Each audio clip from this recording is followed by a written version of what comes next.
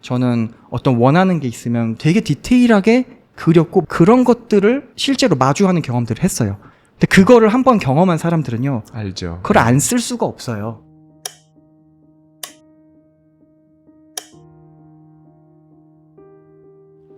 안녕하세요. 하와이 대저택입니다. 하와이 대저택의 마인드 초대석, 오늘도 변함없이 저희 스튜디오에 귀한 손님이 찾아주셨습니다. 아마 영어에 대한 고민이 한 번이라도 있으셨던 분들이라면 모두 다 아실 거예요.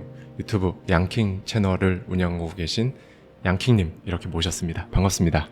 반갑습니다. 네. 안녕하세요. 저는 양킹이라는 유튜브 채널을 운영하면서 영어 공부와 또 동기부여, 자기개발 관련된 내용을 영상 컨텐츠로 같이 공유하면서 성장해온 양킹이라고 합니다. 양킹님은 많은 분들이 아시겠지만 공대를 졸업하셨는데요. 그 후에 안정적으로 공기업에 취직을 딱 하셨어요. 보통은 여기에서 이제 많은 분들이 해피엔딩이거든요. 시간이 조금씩 지나면서 어떠셨나요? 이 공기업의 직원으로서의 양킹님은 어떠셨는지 그때의 생각을 여쭙고 싶습니다. 말씀해 주셨던 것처럼 대한민국에서 명문대 공대를 나오고 이제 여의도에 있는 공기업에 취업을 했었어요. 그래서 그렇게 되면 진짜 주변의 반응들도 그래요. 아, 끝났네. 저희 부모님도 자식 농사 끝났다. 약간 이런 느낌이었습니다. 그럼요. 그래서 저도 이제 합격하고 나서 너무 기뻤죠. 그럼요. 너무 좋았습니다. 근데 그 과정이 어떻다라고를 말씀드리기보다는 제가 어떻게 느꼈는지가 더 중요한 것 같아요. 너무 좋아요. 왜냐하면 제가 느낀 삶을 어떤 사람은 또 굉장히 행복하고 좋아합니다. 근데 중요한 건 그거는 그 누군가일 뿐이지 내가 아니었거든요. 그래서 생각해보면 제가 그렇게 기뻐하고 좋아했던 꿈은요, 제 마음속에서 온전히 꿈꾸고 그렸던 꿈은 그때 가보니까 아니었더라고요. 그거를 한 6개월, 7개월까지는 잘 몰랐어요. 그때까지만 해도 남들의 반응, 남들이 기뻐하는 거, 그 반응에 기뻐하면서 살았어요. 그리고 내가 기쁘고 내가 행복한 줄 알았어요. 근데 그게 지속되지 않다라는 거를 한 6, 7개월 차부터 느꼈습니다. 인간관계나 업무적으로나. 그래서 당시에는 진짜 너무 힘들었거든요. 그치만 돌파구를 찾아야겠다고 계속 일했었고, 근데 지금 와서 되돌아보면요, 그게 너무 감사해요. 그때 그 시점이 있었기 때문에 제가 그 남들의 기준에 취해서 아, 나 행복한가? 좋은가? 했던 거를 멈춰서 생각해 볼 수 있게 됐거든요. 왜냐면 그 6, 7개월이 지나도 여전히 주변에서는 저에게 좋은 말을 해줍니다. 그렇죠. 와, 좋은 회사 들어갔다. 와, 월급도 그렇게 많이 받아. 정년도 보장돼. 와, 이제 너 인생 끝났다. 야, 너무 부럽다. 뭐 부모님, 친구들부터 제 친구들, 뭐 후배까지 그냥 다 좋은 얘기를 해주니까 멈춰서 나 스스로를 생각해 볼 기회가 없어요. 근데 그때 뭐 회사 내부 혹은 내 외부적으로 힘든 일들이 저한테 닥치면서 힘들어서 뭐 그만해야지 이런 관점이 아니고요. 멈춰서 생각해 보게 되더라고요. 이거 뭐야? 이거 진짜 내가 원하는 거 맞아? 이거 진짜 내가 행복해하는 거 맞아? 이 남들한테 이렇게 좋게 보이니까 기뻤는데 이 순간 되게 짧아요. 뭐 출퇴근 시간에 보여지는 거나 아니면 뭐 퇴근하고 뭐 1시간 밥 먹는 시간이나 이때 이런 걸 느껴요. 근데 나머지 8시간, 12시간 회사에서 내가 온전히 마주하는 시간은 안 행복하더라고요. 그때 그런 걸 좀 빨리 느끼고 나서 감사한 건 그거 같아요. 저는 다행히도 어렸을 때부터 제 목소리에 귀 기울이는 연습을 그래도 좀 많이 했던 것 같아요. 그래서 그때도 좀 빨리 캐치를 했죠. 이 상태로 계속 진행되는 건 남들에게 좋은 이야기를 들을 수 있을지언정 내 스스로 행복한 길을 가는 거는 퀘스천이다. 마인드셋이 무엇이냐, 어디서부터가 마인드셋이냐 라고 여쭤보신다면 그 마인드셋의 출발점은 내가 진짜 원하는 게 무엇인지 아는 것, 나에 대해 아는 것이라고 저는 많이 말씀드리거든요. 딱 사회초년생 시절이던 그때 이미 그렇게 캐치를 해내셨다는 부분이 너무 인상적이었어요. 그 좋다는 직장을 퇴사를 하셨어요. 얼마 만에 퇴사를 하신 건가요? 한 1년 만에. 1년 만에. 그 결심을 하고 행동으로 옮기기까지 어떠셨나요? 일단 말씀해 주셨던 것처럼 절대 쉽지 않습니다. 네, 진짜 쉽지 않죠. 네, 내가 그 상황이라고 생각해 보세요. 이 퇴사한다는 건 뭐냐면요. 회사를 들어가는 걸 그렇게 쉽게 하지 못하잖아요. 뭐 몇 그렇죠. 년 동안 학교 배운 것부터 해서 취준하고 이 오랜 기간 만들어놨던 일종의 한 파도 흐름을 역행하는 거예요. 그것도 갑자기 멈춰서가 아니고 흘러가고 있다 멈추기로 결정을 하고 그리고 역행하는 거예요. 진짜 쉽지 않습니다. 정말 쉽지 않죠. 네. 그래서 저도 엄청 힘들었고요. 그 6개월 차쯤에 고민을 하는 시점이 저 기준에서는 흘러가지 말고 잠깐 기둥을 박아보자. 닻을 내려보자. 이 시점이었고요. 그때도 힘듭니다. 왜냐? 나는 이미 흘러가지 않기로 닻을 내렸기 때문에 이 소위 그냥 회사가 흘러가는 흐름들 이게 자꾸 저를 쳐요. 네. 힘듭니다. 네, 그리고 역행하기 위해서는 부모님 설득해야 되고요. 그럼요. 또 주변 친구들 저 그동안 칭찬해주고 너 최고다 이랬던 사람들과 또 역행해야 돼요. 네. 네, 그런 과정들 때문에 정말 결코 쉽지 않습니다. 그렇게 퇴사를 하고 29살의 나이에 기약이 없는 인도 여행을 떠나게 되셨죠. 네. 이 부분에 대한 말씀을 한번 듣고 싶어요. 네. 네. 저는 뭐 한 고등학교 때부터 아침에 일어나면 하루의 계획을 매번 노트에다 다 적어놓던 그런 굉장히 세세하게 계획을 세워놓고 살던 애였어요. 그 전에 그렇게 계획을 세워가면서 이룬 목표에서 소위 방향을 잃은 거죠. 약간 억울했어요. 아니 그렇게 이거 하면 좋다 하길래 이거 하라고 하길래 내가 계획까지 다 세워가면서 그렇게 꼼꼼하게 해가지고 그렇게 다 이뤘는데 이 낙차가 컸어요. 그러니까 네. 이렇게 띄워주다가 갑자기 제가 느끼기에 뭐야 이거야? 하면서 느끼는 낙차가 컸어요. 그러니까 이거 뭔가 잘못됐다. 내가 그냥 열심히 살았는데 열심히 산 것에 대한 보상이 내가 내면적으로 정말 행복한 보상이 아니네 싶어서 그때 결정한 게 다르게 살아보자였어요. 다르게 살아보자. 네. 남들이 말했던 그리고 정했던 거를 따라가는 게 아니고 그냥 몰랐던 것들 해보자. 그동안에 뭐 A라는 타입으로 열심히 살았는데 보상이 내가 원하는 게 아니야. 근데 전 다른 보상을 원하기 때문에 B처럼 살아보기로 결정을 한 거죠. 제가 인도에서 뭐 가장 크게 느꼈던 것 중에 하나가 난 그렇게 걱정하고 불안해하면서 살았던 앤데 막상 그렇게 큰일 안 생기더라고요. 우리가 걱정하는 거 그거 그냥 자연스러운 거예요. 우리 본능이더라고요. 왜냐면 저희 그냥 원시시대의 후손이잖아요. 원시시대 그 사람들의 원시시대 사람들한테는 어떤 보상, 기쁨에 집중하는 것보다 걱정해서 위험을 피하는 게 생존 확률을 높여줬을 거예요. 그럼요. 네, 예를 들어서 뭐 그냥 사과 맛있을 것 같아가지고 사과를 많이 따러 가는 애보다 저 사과 저 독 들어있을 것 같은데 하고 망설이는 사람. 원시시대 때는 그렇게 망설이는 애가 독사과를 안 먹었고 열심히 따던 애가 독사과 먹고 죽었을 거고 그렇게 살아남은 사람들의 후손이 저희이기 때문에 저희 안에 이 걱정하는 건 그냥 생존 센서구나. 오랫동안 우리가 그렇게 생존을 위해서 진화해온 하나의 기저 중에 하나구나. 이거를 이해하고 나니까 좀 편안해졌어요. 왜냐면 걱정 고민을 맨날 하던 저 스스로가 약간 자책을 많이 했거든요. 네. 나는 왜 이렇게 있지도 않은 걱정을 하고 고민을 하고 염려를 하고 불안을 하지 했는데 그거를 알고 나니까 약간 객관적인 시각에서 저를 보게 되더라고요.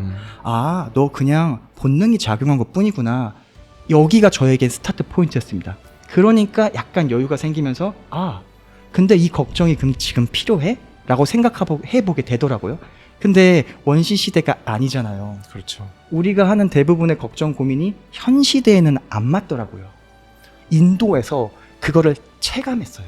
습득했습니다. 그래서 인도에서 저는 먼저 걱정, 불안을 잠깐 한 스텝 멈추고 그냥 물 흘러가게 놔둬도 그렇게 별일 안 생긴다.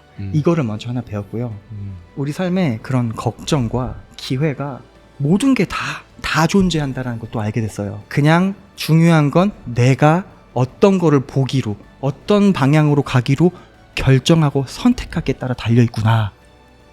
뭐 예를 들면 인도도 사실 뭐 여행 관점에서 보면 위험 요소가 정말 많거든요. 제가 인도가 위험하다라고 집중하고 그쪽을 바라보기 시작했으면 저에게 인도 여행은 정말 위험하고 정말 걱정 가득한 여행으로 끝났을 겁니다. 다만 저는 어쨌든 처해진 저의 그 상황 안에서 전 이미 들어갔으니까요. 그런 위험 걱정 요소보다는 기회와 좋은 것들에 집중하고 그런 것들을 사람들로부터 얻기 위해서 노력을 하다 보니까 자연스럽게 제 주변에는 좋은 사람들이 오기 시작했고 저의 인도 스토리에서도 굉장히 좋고 기억에 남을 일들이 계속 펼쳐졌어요. 리스크와 기회는 동시에 존재한다. 네. 우리에게는 긍정과 부정이 있고 차가움과 따뜻함, 좋은 것과 안 좋은 것, 두려움과 기쁨 뭐 이런 것들이 엄청나게 많습니다. 예. 여기서 진짜 재밌는 포인트는 두 가지를 동시에 할 수가 없다는 거예요. 예. 두 가지 중에 하나만 할 수가 있습니다. 저희가 지금 이 스튜디오에 있지만 이 스튜디오에 있으면서 옆 건물에 있을 수는 없잖아요. 여기에도 있을 수 있고 옆 건물에도 우리는 있을 수 있습니다. 근데 동시에는 있을 수 없듯이 양킹님께서는 리스크나 위험이 아닌 그 기회에 집중을 하셨고 실제 인도 여행에서 엄청나게 많은 또 기회들을 만나실 수가 있었다는 거네요. 네. 그리고 이제는 무대가 호주로 옮겨집니다. 호주에 워킹 홀리데이 많이들 가시는데요. 예. 그리고 태국 여행도 또 하셨네요. 네. 예전에 태국 여행을 하시면서 또 마사지 자격증을 취득을 하셨고요. 네. 그래서 이걸 이용해서 호주 최북단에 있는 시골 동네에서 네. 태국인 사장님이 네. 오너로 있는 마사지 샵에서 마사지사로 일을 하셨다고 했어요. 이 얘기를 좀 말씀을 해주시죠. 이게 다른 사람 이야기를 들으니까 참 신기한 얘기긴 하네요. 네, 엄청납니다 지금. 예. 제가 이제 인도 여행을 마치고 이제 다른 국가 통해서 태국에 들어갔을 때 다른 이제 여행 친구들이 생겼어요. 그래서 그 친구들은 와 태국 간다 이러면서 하는 얘기가 나 이제 마사지 싸게 받을 수 있다였어요. 근데 저는 마사지 잘 몰랐던 애고 그래 받을 수 있어? 근데 거기서 저는 이제 호주를 나중에 갈 생각은 있었거든요. 그럼 어디에 기회가 있을까 좀 고민을 하던 끝에 아니 다 같이 이구동성으로 태국 마사지를 외친다면 그래서 받을 게 아니고 그걸 배워야 되는 거 아닌가 생각을 그때 했어요. 그때 제가 그 마사지 학원 다니면서 계속 상상을 했어요. 네. 이게 배우면서 실습하게 되는데 이 모습, 이 느낌 그대로 내가 호주에서 호주 사람들 혹은 거기를 배경으로 마사지하는 모습을 계속 상상했어요. 그 상상하면서 배웠던 거 덕분에 호주에 가서도 제가 지역을 이동하면서까지 찾았거든요. 좀 예를 들어서 뭐 시드니라는 지역 가장 큰 도시에 갔는데 제가 이런 자격증도 있고 마사지를 하러 태국에서 배웠고 여기로 왔습니다 하니까 우리는 남자 직원을 뽑지 않는다. 이게 거의 대부분이었어요. 그래서 안 돼서 거의 한 도시가 다 안 된다니까 당연히 좌절하잖아요. 근데 저는 이거를 오랫동안 그려왔거든요. 근데 제가 많이 그려왔던 꿈이 아니면 빨리 포기했을 것 같아요. 네. 사람이니까. 네, 근데 계속 그려왔기 때문에 저는 그걸 보고 싶었어요. 내가 그렇게 계속 정말 생생하게 그려왔던 그 모습을 너무 보고 싶었기 때문에 지역을 이동했습니다. 브리즈번이나 다른 지역으로 이동했고 거기서도 똑같은 얘기를 듣습니다. 안 된다. 남자 직원을 뽑지 않는다. 이 정도면 다 포기할 만하거든요. 단순히 이 자리의 거절이 아니고 내가 태국에서부터 꿈꿔오고 준비해왔던 나의 모든 플랜과 나의 그 상상과 의지 모든 게 거절당하는 느낌. 연속으로 거절. 뭐 당연한 거겠지만 이제 돈은 계속 떨어져 가서 아직도 그때 잊을 수 없는 게 브리즈번 공원인데 거기서 이제 유통기한 거의 가까운 빵들을 이제 스티커를 계속 가격을 낮추는 스티커를 계속 붙이면서 싸게 팔거든요. 그거를 들고 이제 이게 너무 창피했어요, 제 스스로가. 그래서 그거를 아무도 안 보는 곳에서 먹으려고 공원 구석에 가서 앉아서 이제 먹고 있는데 약간 좀 서름이 밀려오더라고요. 근데 그때 이거 진짜 신의 장난이니까 재밌는 게 옆에 갑자기 보니까 홈리스 분이, 그러니까 노숙인 분이 앉아 계시더라고요, 또. 네. 근데 그냥 그때 주마등처럼 스쳐가는 게 제 모습이 비치는 거예요, 약간. 내가 지금 여기서 왜 이러고 있지?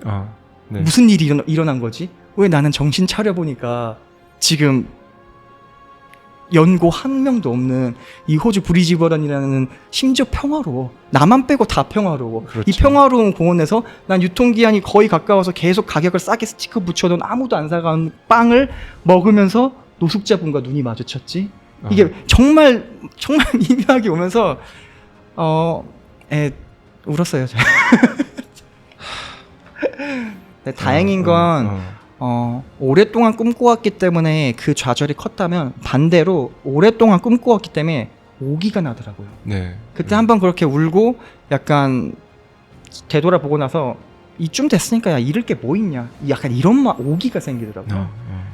그래서 최북단 찾아보게 된 게 큰 도시 두 곳에서 제가 거절을 당했기 때문에 그럼 어딜 가면 좀 외딴 곳인가 해서 찾아본 게 최북단에 있는 다윈이라는 동네였어요. 처음 들어보네요. 네, 거의 처음 특히 네. 저 있을 때는 거의 처음 들어보는 네. 동네였습니다. 근데 음. 그렇게 최북단 비행기 타고 내려서 심지어 그날에는 공항 노숙을 하고 내렸어요. 시간이 안 맞아서. 그리고 그 시티 쪽으로 딱 내려서 버스를 내리는데 거기서 제 숙소로 가는 길에 마사지샵 한 곳에서 타이 마사지 샵인데 스텝 구함 이게 붙어 있는 거예요.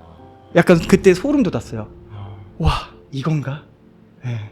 그쯤 되면 이제 오기와 약간 어떤 면에서 내려놓음까지 생기니까 여유롭게 막 설득을 해서 결국에는 이제 일하게 된 스토리인데요. 뿐만 아니라 호주에서 이제 주방 보조, 설거지, 홀서빙, 새벽 마트 청소 등등 어떻게 보면 진짜 한국에서의 삶과는 완전히 다르게 전혀 다른 세상에서 살기 시작하셨어요.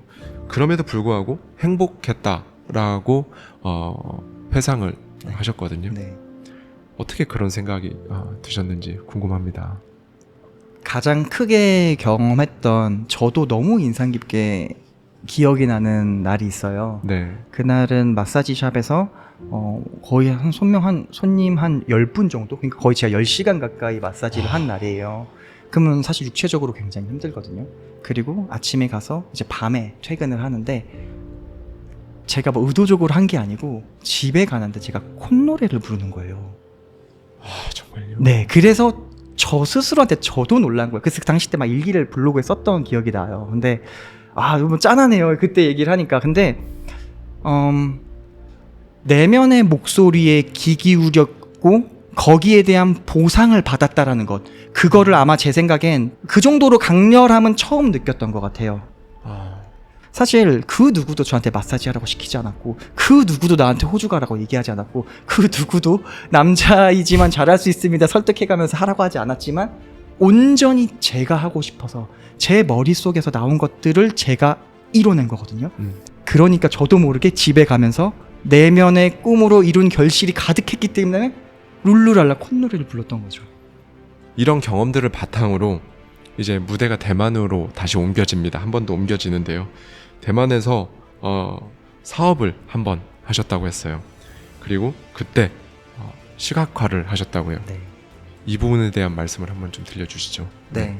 제가 다윈 최북단에 가보니까 거기는 대만 커뮤니티가 많이 활성화돼 있었어요. 그렇군요. 네, 네. 그래서 제가 당시 때 영어가 원활하지 않았기 때문에 어떤 원어민 친구들이랑 어울릴 수는 없고, 근데 또 한국인들이랑 어울리긴 싫었고, 한국에도 있지도 않았고요, 별로. 네. 네. 그 자연스럽게 뭐 쉐어하우스에 들어가다 보니까 대만 커뮤니티 안에 들어가 있게 됐어요. 근데 그때도 한류가 많았어요. 그렇군요. 네, 그래서 그때 제가 가지고 있는 물건들, 뭐 음식부터 옷부터 다 관심을 많이 갖더라고요. 그래서 그거에 노출돼서 그런 것 같아요. 어느 날 샤워를 하는데 문득 제가 대만의 야시장에서 물건을 파는 모습이 쫙 비춰지는 거예요.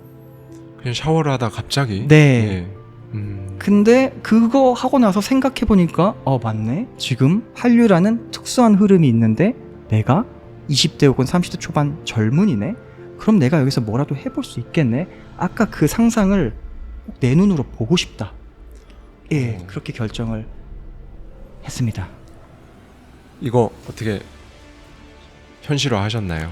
현실화 했죠. 저한테는 이게 첫 번째 상상하고, 그러니까 첫 번째 시각화는 아니에요. 그렇죠. 네, 어렸을 때부터 되돌아보니까 저는 어떤 원하는 게 있으면 그게 되게 구체적으로, 되게 디테일하게 그렸고 마치 현상된 사진 혹은 영상을 보는 것처럼 느꼈고 그런 것들을 실제로 마주하는 경험들을 했어요.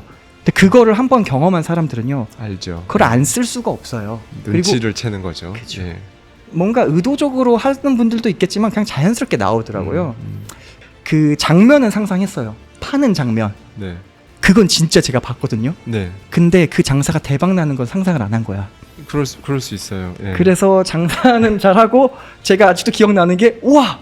이 장면 내가 꿈속에서 봤던 그 샤워하면서 이미지로 봤던 모습이야. 그대로야. 와! 하고 기뻐했는데 네, 장사는 잘 안 돼서 결국에는 좀 근데 이제 웃으면서 말하지만 당시 때 모았던 돈 다 날리고 망했습니다.